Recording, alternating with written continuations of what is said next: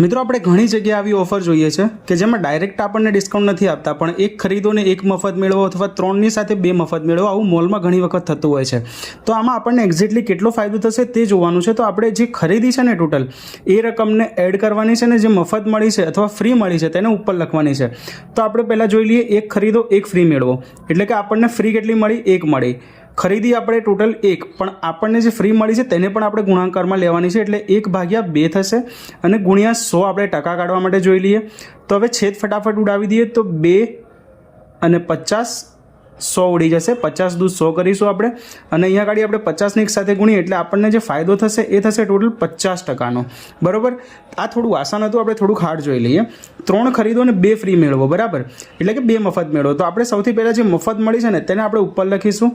Total આપણી પાસે આવી છે ઘરમાં કેટલી? 3 + 2, એટલે કે આપણી પાસે આવી છે 5, અને આને આપણે ગુણી દેવાના છે 100 સાથે.